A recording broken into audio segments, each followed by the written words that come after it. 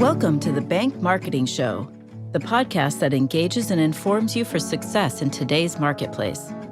It's the show that will make you a better marketer with trends, tactics, and inspiration from experts and industry leaders. If you're wanting to impact your personal success and position your bank as the best choice in your market, you're in the right place. Now let's dive into today's show with your hosts, Chris and Dan. Welcome, everybody, to another episode of the Bank Marketing Show. I'm, like say, half of your host, Dan, and welcome, Chris. Good to see you. Yep, good to see you, Dan. Yeah, today we're really interesting conversation coming up here.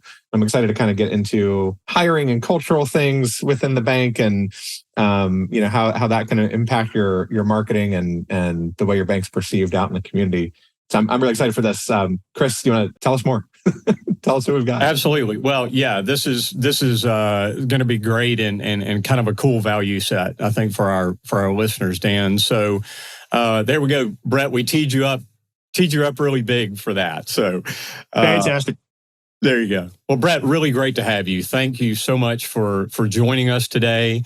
And I'll kind of give a brief overview of Dr. Brett Andrews and preface it with Brett and I have become personal friends, and I've served on the advisory board for the Belhaven University Business School for a while now. We've gotten to know each other, and through that, Brett, I was really excited about the value and insight that you're going to bring to our listeners today. So thanks so much for joining us. Happy to. Yeah. So Brett, you have been an accomplished academic leader for 20 plus years.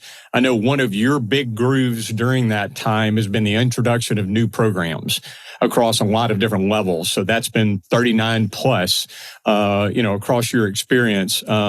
Strategic planning, accreditations, obviously in the university world is a big thing, and you've led a lot of those major gift campaigns, all of that, and in your role as dean and executive vice president, and you recently came to Belhaven University with an MBA, a PhD, and a lot of great energy. So it's been great to see what you've done since you've come on board, Brett, and really great to have you with us today. Well, thank you so much. I think you're making me out to be Superman here with the cape. But like you, I'm just a guy who works really hard and loves what I do. So really delighted that we get to share today. Great. Well, thanks. I think it's Superman with a commencement robe, right? There you go. Yeah, it's in the background. Commencement is next week. So there you go. I love that. Well, so to kind of push the ship off the shore here, Brett, I was having a conversation with the CEO of one of the state banking associations that we work closely with on a regular basis, and we were kind of having our take the pulse of the industry discussion. Here it is, as we're recording this, close to the end of the year, and all of that. And one of the things that he asked me about, and I recanted, is that a constant part of the discussion that I'm hearing and our agency is hearing from our community bank clients throughout the Southeast, and Dan, I'm sure up even in Midwest and up in your area, is hiring, is personnel, and the struggle to bring in, to attract new talent, to bring in the kind of leadership that is going to help with differentiation from a community bank to, one of the large regional or national banks, because relationship is so much of what, as marketers, is what we're helping our bank clients to sell, right? Absolutely. So anyway, it's a constant struggle. It's a pain point, Brett, and it's a discussion that we're hearing from our folks all the time. So I wanted to kind of tee that up and say to you as our guest today the very high level of relevance this discussion has to our folks. So, And so with that, Brett, with so many of ours struggling to hire, what are start kind of big level maybe, and what are some of your thoughts to begin to address that? Yeah. So, the first thing that I would tell anybody who has an issue with this or has recognized it in any way is that generational differences, older workers who can't seem to crack the code on younger workers in terms of leadership or productivity or any of the things that we worry about in business, you are not alone. And that generational differences are not some new phenomena. They have always been here, and they just are what they are. So if you've got an issue with them, it's okay, and they are solvable, and you can do this. So that would be the first thing that I would say from kind of a global perspective. Good news. Yeah, it absolutely is. I have been a professor and an academic leader teaching 18 to 24-year-olds since the early 90s. And it is that perspective that I can bring on what every new generation's worth of 18-year-olds that enter into the classroom kind of bring. And so I get to talk about this often, and it's a subject that I really love to do. Let me first start with just let's define some terms. Everybody throws around baby boomers, Gen X, millennials, Gen Z, and most recently Gen Alpha. So baby boomers are kind of at the top of the food chain at this point. They were born in the 40s and 50s often, and then Gen X came along roughly the mid-1960s to about 1980. And then the millennials showed up. And the millennials were born roughly 1980 to about 1997-ish. And then Gen Z, which are entering the workforce now, were born 97 to 2012, something like that.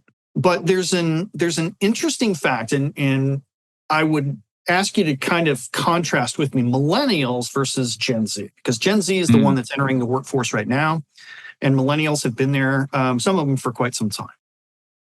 If you're in your mid-40s, you're kind of at that beginning of the millennial stage. The interesting thing about the bridge between millennials and Gen Z is the internet. That is really what divides the two groups. Millennials, by and large, were born in a time and or grew up in a time when there wasn't an internet.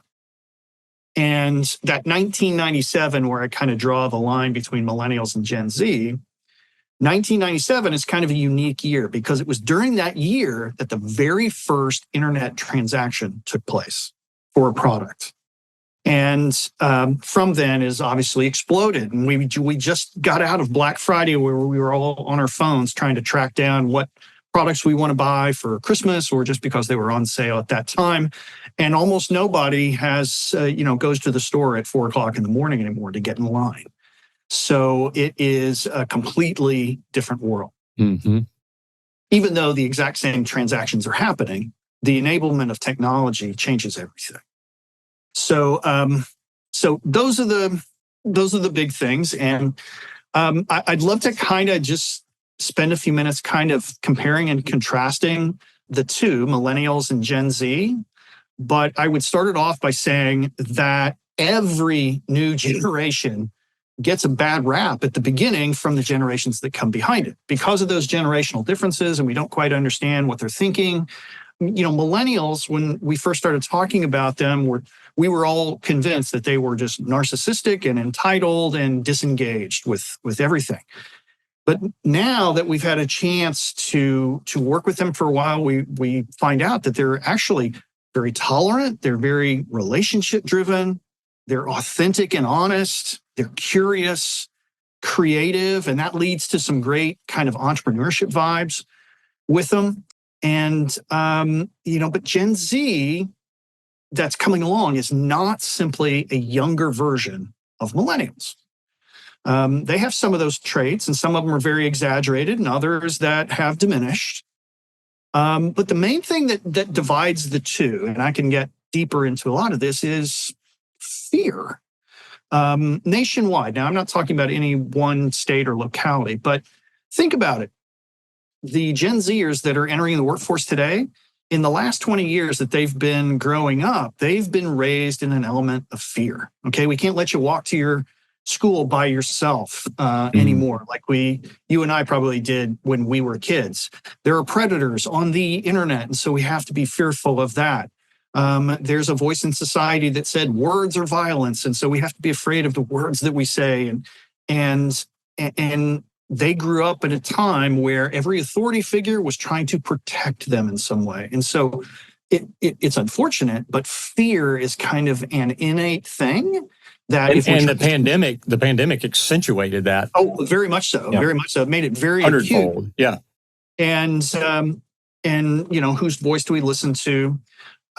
It has kind of ingrained itself into this generation so early in their life. It's not unlike in previous generations that maybe went to war in World War II or Vietnam, that was the big event in their life, where they went through a major economic depression or something and you lost your job and that impressed something upon you. This evolving event that culminated with COVID has impressed itself in the exact same way on the psyche of the folks that are just entering the workforce. And so I'd love to unpack some of that with you. I think it's the thing you're making me think of here for banks is, I think a big trend is just that it's that if you unpack that fear a little bit, I think there's an element of it of, I think distrust in authority is probably a little strong, but like a just apprehension or you as a professor probably better word for it, but it's not just trusting authority by default. Right. It's exactly the police are there to protect you, but also there's some bad things about that. And I think that extends to banking as, you can't be trusted just because you're 100-year-old institution. Right. I've still got to do some research. I've got to, build my own trust with you. And I think that, that's like, I think that extends to a lot of things that Gen Z does. It's not just kind of authority or institutions. It's anyone they're buying a t-shirt from or anything like that, but it's a different approach, right? I think exactly. it's that trend from baby boomers on. It went from like they're big institutions and those are the ones you trust now to like the size doesn't matter. We've got to build our own take on them. Mm-hmm. Yeah, you're exactly right. I've noticed that there are really distinct, and I'll call them categories of kind of differences among the generations, and it has to do with the choices that they have or want to make in their life and career, the priorities that they have, their view on time, on timeliness, how emotional they are, how well they are linked to their family unit is dramatically different from millennials, and they have really unique views on in the workplace on feedback and career growth, leadership, flexibility, probably. Yeah, flexibility, yeah. And really just their level of confidence is dramatically different. So there are quite a few things that we can all brush up on to help us be a little bit more empathetic. We have probably all heard, if you're listening to this podcast, somebody tell you that you need to be a lifelong learner. You need to learn one new skill a year or something like that. This falls right in that line. And that is, everybody has the skill to build relationships, whether you're a C-suite executive down to a teller. And what we're talking about here in cross-generational communication and leadership is really taking that relationship building skill and just adding some new attributes to it or refocusing it in a different way. And you'll find that you are much, much more effective in getting through to your youngest workers and tapping into their productivity. And in fact, that is perhaps one of the biggest differences. Let me contrast the fear comment with this. Even though this may be a fearful generation, by all accounts, both anecdotally and in the literature that we study, this generation, Gen Z, will be the most productive generation in the history of mankind. Think about that for a second. Everything that you've accomplished in your life and career, those coming behind you will be exponentially more productive. They are the first generation to be true digital natives. Mm-hmm. And it's that ability to be not just at home with technology, but having it really just kind of baked into their DNA that will make them so productive in the years to come. And their utilization of AI, no doubt, is going to catapult that even further. Oh, very much so. Yeah. Very much so. And we haven't even scratched the surface with what AI can do and the ways that we ought to use it versus ought not to use it. But those are still being debated in some of the, the halls of universities and think tanks across the world. Yeah. So Brett, this kind of rolls to, I'm sitting in the chair of our listeners and thinking, okay, well, so Brett, I'm 54. Okay, my kids and stepkids are the age that we're talking about. Okay, so if I walk into the room and I try to dress like them and act like them, or in any way, it's the eye rolls and it's the whatever, and then they're like, Dad, you can't relate, and whatever the case may be. So in the frame of what we're discussing here is bank leaders, wanting to attract these generations. I agree wholeheartedly that your point about empathy and understanding of who they are, what their composition is, what matters to them, it is crucial. So how do we as bank leaders, begin to do that? Is express our empathy and understand better. But then it's not to walk into an interview room and go, "Hey, man, I can really relate to you." That's a load that nobody wants to hear, and it's not going to fool anybody. Yeah. So take your thoughts a little further about and kind of getting in here to how do we attract this generation into this industry? Well, the first way to attract them is to understand them. And so let me try and unpack some of this a little bit for you. Great. If I can compare millennials with Gen Z. So millennials, they're older, but they're likewise a little bit more independent. When it comes to like making choices or having different choices, millennials are happy. They expect to have multiple choices, multiple options, but yet they seem to have a difficult time making decisions. That gets exaggerated a little bit in Gen Z because Gen Z has a very heightened fear of making the wrong choice. And because of what we're seeing, we are seeing kind of this delayed adulthood happening as a societal trend. They also want to avoid making kind of adult choices.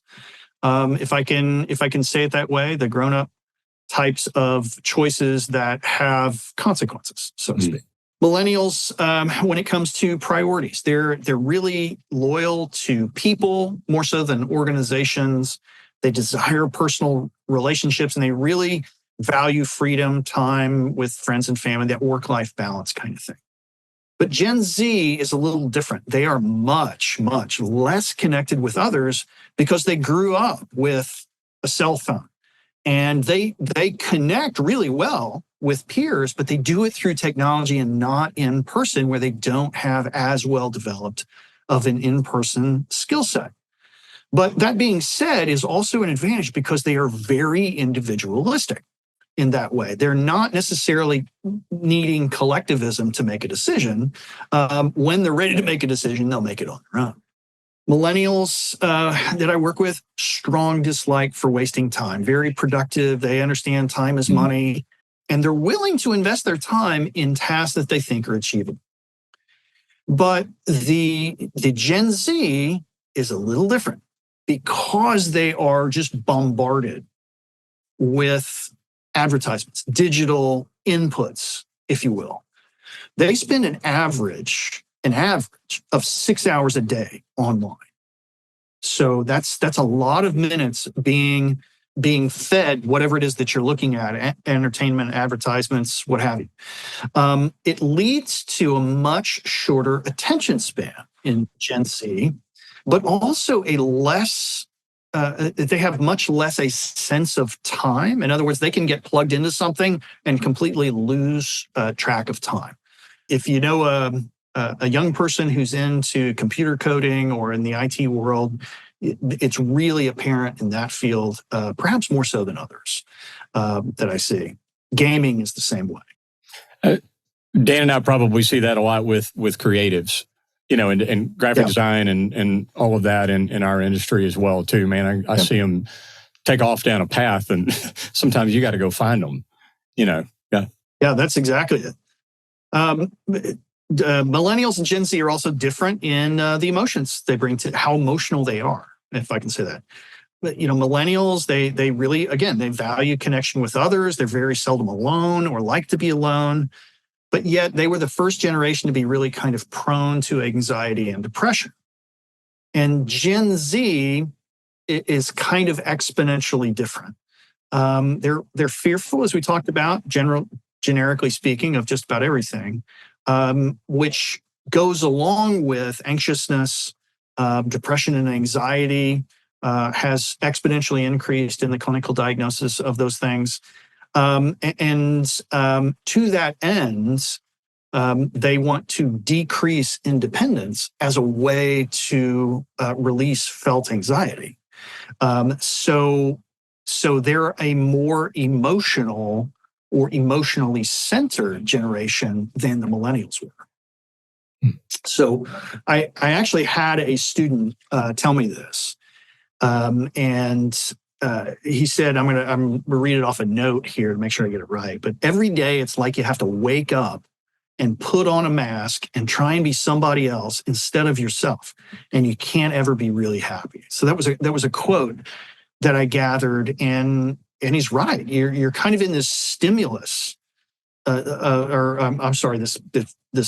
big bucket of stimulus that you can't get out of, you can't get away from. And, in the pre-internet days, you could go home and shut your door and the world wouldn't intrude. And now it's really different because we invite the world in to follow us 24/7.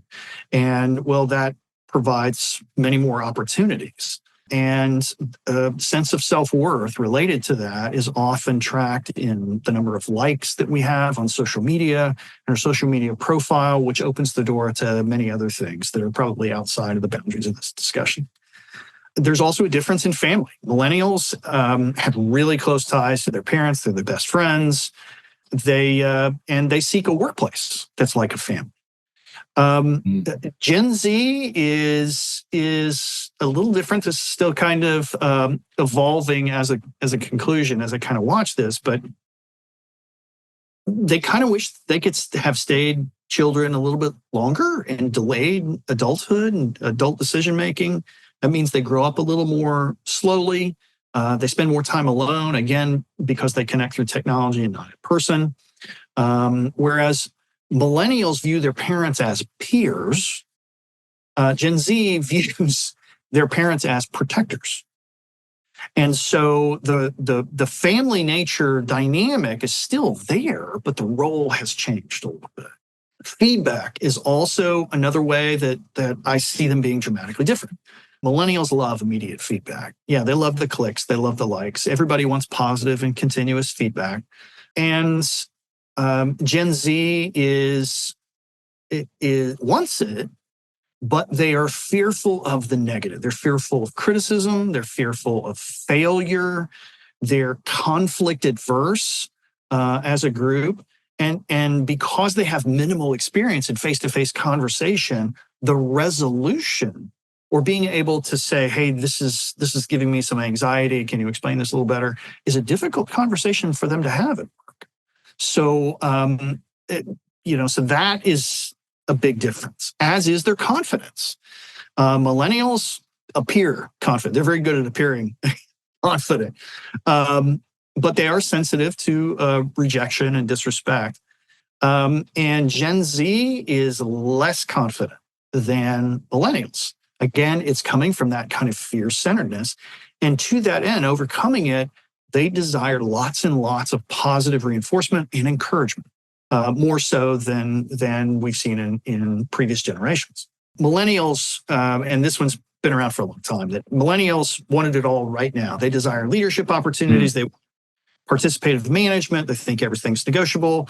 It's great. It kind of defines that entrepreneurial vibe of their generation. But Gen Z, more realistic about job and career growth. They want a steady paycheck. Remember the fear, the uncertainty of fear, that fear of financial insecurity and delayed onset of adulthood. And they're watching the average family in the nation struggle with money, and in the last couple of years struggle with high interest rates and inflation, means that has even become more acute. And I'm going to circle back to that one in particular. But that, if I drew some differences between them, that it would kind of be grouped in those particular areas. I think it's really interesting. I think to walk through those differences, and I think like a lot of banks from the marketing perspective think, well, we just got to attract millennials and Gen Z. But when you think about the nuance, it's the way that the conversations you need to be having. I mean, whether that's a real life conversation or a conversation via, ads, online content, those types of things, needs to be different, right? Yeah. And I think even I've made the point a lot to our clients, like, okay, like talk more, you want to attract millennials, but millennials could be 45 or 26, and it's a very different life stage. That's it. And I've been in my house 10. I'm an elder millennial, right? I've been in my house 10 years. I'm nowhere near interested in first time homebuyer stuff, but a lot of the younger side of the millennials are. And so it's I think from you probably continue to break it down, but it becomes more about kind of like the fear thing we were talking about earlier. Just comes more about building trust. And it really does. The thousands of ads we all see every day, everybody's oversold to, and so just trying to sell a product doesn't work for any generation. It doesn't really work for any generation anymore, because we're all just bombarded with ads all day, every day. Well, let me talk for a minute to the C-suite executive or the head of HR, whoever it is that's having that trouble, connecting with the youngest workers that are walking in the door. Here's what you should expect if you go out, and begin to try and connect with your youngest workers. Here's what you should expect to see. Generically speaking, you should expect to see work to be a low priority, or at least a lot lower than yours. And that's not wrong. It's just different. Because they connect digitally, expect them to have a very minimal or undeveloped skill set in that traditional etiquette training. Here in the business school, one of the things that we've worked in is, how do you navigate a business lunch that's an interview or a 5-course meal? How do you know what fork to use?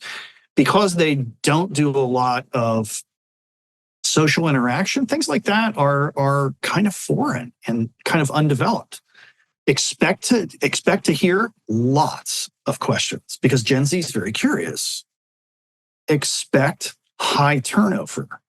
Expect higher confidence, at least at the beginning of their work career, than competence. And I'm not saying that in a negative way, it just kind of is.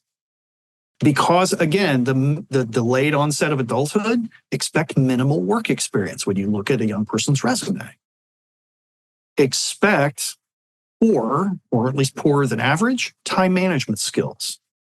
And so there's some remediation that we can help them with. Expect fragile egos. Again, that's that fear and protectiveness that they're missing from home. Expect that they will expect a constant connection via technology, family involvement, especially if there is an international flavor to it or geographical dynamic where you're drawing employees from an area that's very family unit centered. You can get family involvement in a lot of the decisions, the big decisions that impact your life and career. Where you work, do you take the promotion? Do you move to the other branch, et cetera? Expect an increase in noticeable mental health issues related to emotions. All right. So that's what you can expect. All right. So out of all of that, but we can translate all that into some actions that you can take and things that you can do to help overcome those, so that you're not walking around saying, "Hey, look at me, I'm dressing cool." Right. Yeah, exactly. So, that's where my wheels are turning. Apparently, as Chris does when he gets home. Okay, what should you do? Okay, if you're sitting out there. Yeah. Well, communicate. All right. So communication is the flavor of every organization. We either do it really, really well or really, really poorly. There's really, nothing in between. So with younger workers, use clear and straightforward language. All right, don't be afraid to explain stuff. What are the task retirements? Here's how you conduct yourself, what professionalism means in your organization. They will not necessarily intuitively pick that up. Explain the why along with the what. All right. So if you're explaining them, here's your job, here are the tasks I want you to do, make sure you work it into here's why your job is a critical piece of our success. And here's how you're going to help us. Will go a long way to getting buy-in. There was a book written out of Harvard, maybe 20 years ago, on leading change management. One of the things out of it really works well here. And that was John Kotter wrote about planning for wins. In other words, planning for your people's success in advance of them actually getting there. And that is really important to Gen Z. Provide specific, immediate feedback, but really even more than that, set them up for success on their first few weeks or months on the job. And make sure that you circle back around and give them a pat on the back and tell them how proud you are of them and that they're doing a great job. It'll go a long way to that connection. And finally, don't be afraid to initiate conversation with younger workers. And it doesn't have to be in an odd way. Just find something that you have in common. It could be sports. It could be the sports team from the college the student came from or you came from. It could be, are you going to, take that time off to go vote today? It can be anything that you want to talk about. But again, in all of these things, be prepared that there will be a thread of emotion that runs through the whole thing. So those are kind of some concrete steps here. When it comes to feedback, focus, and again, we've heard this for generations. Do I just want to see you in the office, or am I going to celebrate the fact that you got something accomplished? Focus with this generation on task completion, not necessarily just hours clocked in and out. Did they produce? You'll be surprised if you start looking just for production, how productive they really can be. Assuming that there's a choice between those two. Celebrate success and make it visible. Again, when they have those wins, congratulate them, but also congratulate them so others can see. That's also a really beneficial, motivational spirit. One thing to avoid, if you're going to give rewards for an accomplishment, avoid giving a reward that would require the employee to give up their personal time in order to get it. So, for example, if you do a really good job on a project and I want to buy you a steak dinner in town, great. That's fantastic. Don't buy tickets to a play or anything that would impose upon their personal time, because they won't see it as valuable, because that personal alone time is really high priority for them. So try and work your way around that with the rewards that we give if they're tangible. Recruiting. If you're recruiting folks, the best advice I can give you is to hire the right recruiter. And I have noticed a demonstrable difference when I have folks come to my classrooms and speak based, whatever they're doing in industry, or it's a recruiting trip or what have you. The students will always be more engaged with somebody who is closer to their age range. And think about the ways that we talked about connecting online and through technology. It's much more likely that a student is going to hit you up, maybe even in the middle of your presentation with a text message, rather than raising their hand and standing up in front of everybody else. And that becomes more acute the older the speaker gets. In other words, the older the speaker, the less likely the student is to engage with them because of the perception of generation. Are they really going to understand who I am? So if you're recruiting, focus on the things that this generation thinks is valuable. What are the opportunities for you to contribute to this organization's success? Really painting that picture well for them. Focus on job security and the safety of the workplace. All right, that needs to be part of your stump speech. Focus on task variety. It's not a mundane job because you get to do this, and here's all the different variety of tasks that you get to do during the day or the week or the month. Focus on the meaning and the purpose beyond simply a paycheck. That provides much more. That's kind of the long game here. But if we can attract them with the others, the meaning and purpose will follow if there's joy to be had in the daily work of the job. And again, sidebar, it's an arrow slice, but don't think it's out of the ordinary if you offer a job or a raise or promotion to an employee and they want to go home and talk with their family about it. So that's just the connectedness of that delayed adulthood still lingering in their early adult years. Brett, I hope that this is such valuable information, and I hope what's happening in the minds of our listeners is going straight to pulling out those important points and, this is what I can do internally. And to be transparent and honest too, the vast majority of my entire agency's team fits this mold. I mean, I'm the old dude here, and so it fits that. So, but for our bankers, is pulling out the nuggets of some of the things that you have mentioned and going, hey, we're a long established 150-year community bank. What's going to make us sexy and attractive to these younger generations? And I think you've offered some great answers in that, like family. I mean, you mentioned creating a family environment and consistency and solid ground and predictability. Man, those are things that, I don't know, whatever. Working at the coffee shop or doing something like that is not necessarily going to provide that, but a bank can. And those are great points, Brett, about how, we as a bank can be attractive to that, because these are things that we can offer to you.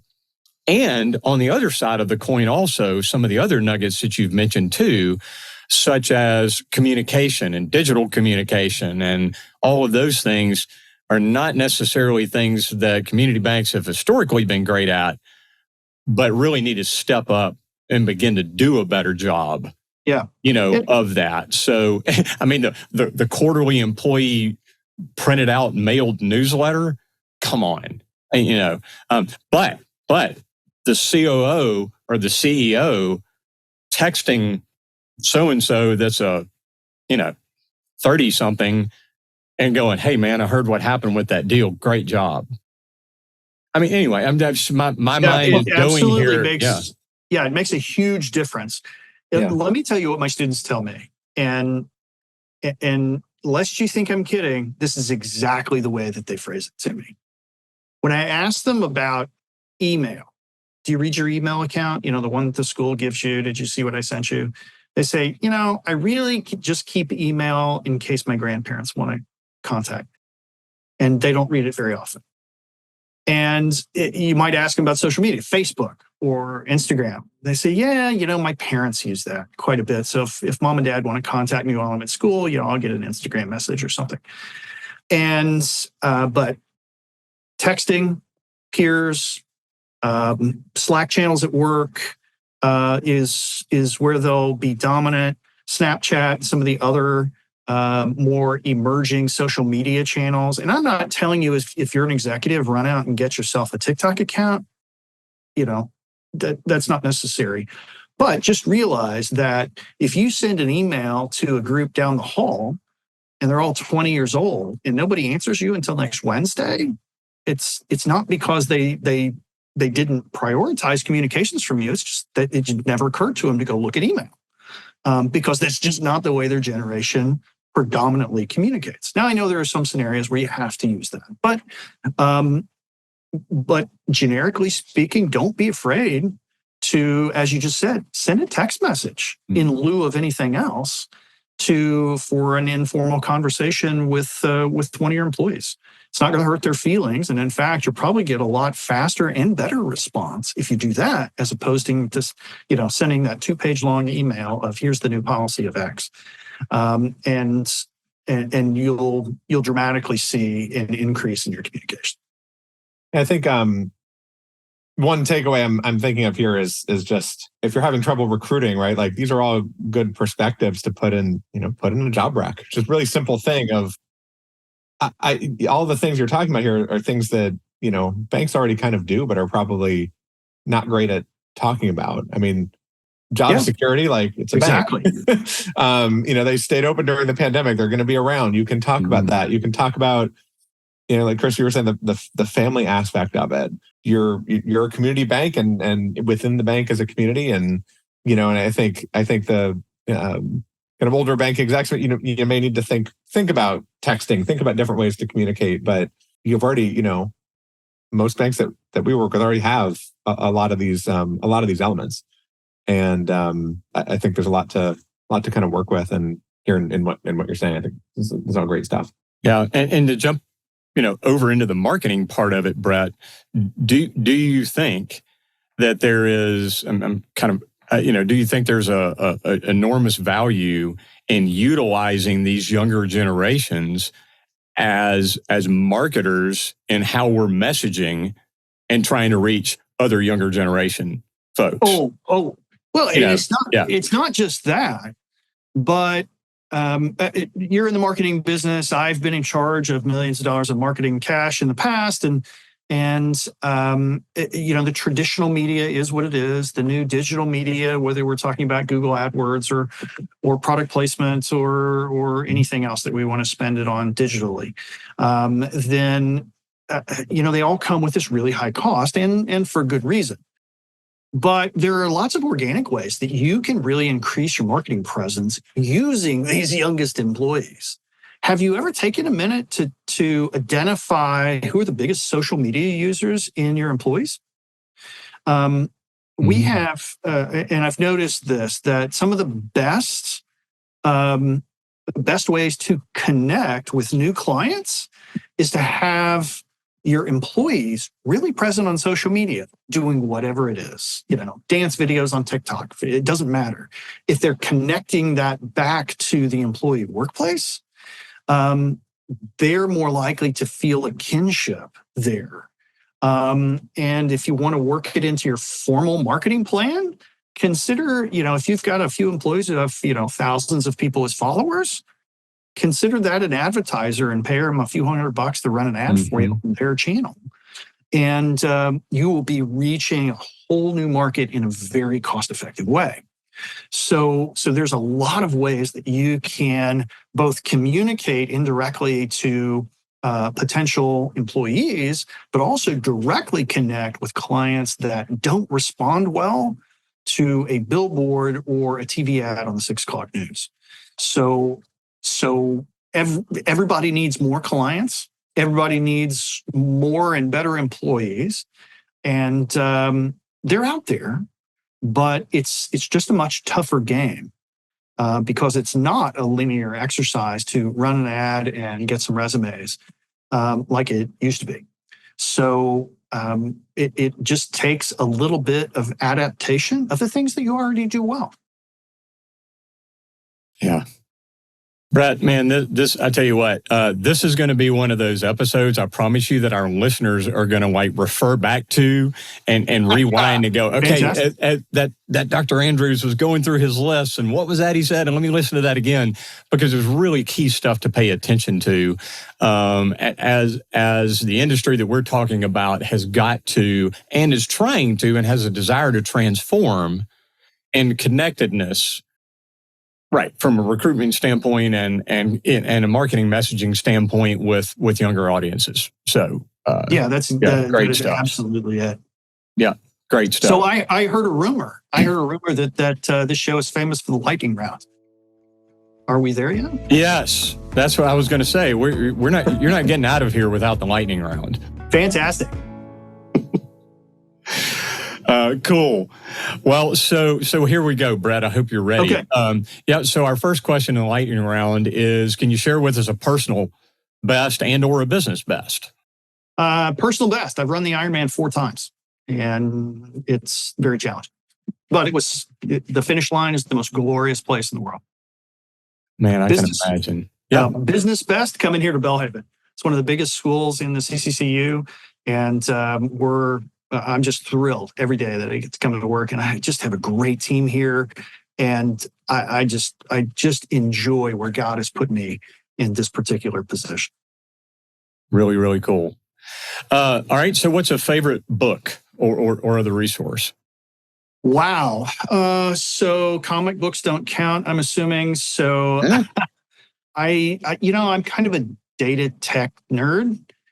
And I have an old book that was given to me by one of my college professors. And it's about a really bit of minutia called Cronbach's Alpha, and it's a stat book. And for whatever reason, I treasure it, not because I fall asleep at night reading it a whole lot, but because of the relationship in which I received it when he gave it to me. And so I treasure it for that reason. It's on my shelf today. Very cool. Well, Brett, what's an impactful piece of advice that you've received that stands out? Be present. Regardless of your situation, there are certain things that you need to be present for as an employee or a boss. Be there for birthdays because they don't come again. Attend the weddings that you get invited to because they won't come back again. Make sure you get together for that family gathering because you may have the family members out in the future, but you never know when this might be the last time we get this big group together. So be present. It also translates to leadership well. And so especially in a world of constant distractions, like we were talking about, of remember to be present in those moments. That's it. So flipping that around, Brett, what is an impactful piece of advice that you give to your team? Wow. Is if we make a mistake, we never, ever, ever punish the client for that. So if we miscommunicate, if we grade something wrong, we're in the education business, what have you. If we count your credits wrong, whatever, we don't push that back to the student and say tough luck. So our clients are really important to us, and we know they have choices. And so if we make a mistake, we own it early and often, and we settle it to their benefit. It goes a long way. And the second is just denoting that every organization has some kind of weirdness about it. And it is, look, no matter how clunky or manual or weird this process is in getting this done behind the scenes, please let's agree never, ever, ever, ever to show that to the client. So yes, we may not have the most up-to-date IT system at the XYZ company, but let's make sure that we don't show that to our customers. We'll fix that along the way. Again, I'm very customer service oriented, and I recognize that my students, just like any customer at any other organization, they have choices. And we want them to be more satisfied for the value that they pay to come and get their education here. So those are the pieces of advice that we talk about a lot on my team. Very good ones. Yeah. Well, Brett, if you're open to it, how can folks get in touch with you or maybe connect with you on your social or whatever the case may be, because they might be interested in further pulling on your brain from some of this great information? Yeah, well, you can contact me here at the university, Belhaven University. My info, if you go to the School of Business web pages, is at the bottom of every single page. You can contact me through Facebook or LinkedIn, which is probably the more popular when we're talking about business contacts. Just connect with me or shoot me a note. I'd love to connect with you and chat with you about what's going on in your company and your life. Even if there's not a business relationship between us, I'd still love to chat with you and just see what's going on. Helps me learn things. Awesome. Continual learning. Love it. There you go. That's right. Well, folks, for our listeners, we always like to remind you here at the end that you can go to bankmarketingshow.com, and this episode with Dr. Brett Andrews will be on the forefront as you listen to this and can go through the show notes and pull some of these great nuggets that have been shared with us today. Brett, again, thank you. Such valuable information, everything that we were hoping it would be and knew you would bring to us. So thanks so much for your time. Well, thank you, Chris. Thank you, Dan. You guys have a fantastic show here, and I really just appreciate the opportunity to just sit and chat with you today. Great. Us too. Thank you so much. Thanks a lot. Thanks for joining us. To go deeper or get access to some of the valuable nuggets from today's show, go to bankmarketingshow.com. There you'll find episodes, links to resources, and much more. Be sure to subscribe wherever you find your podcasts. And join us next time.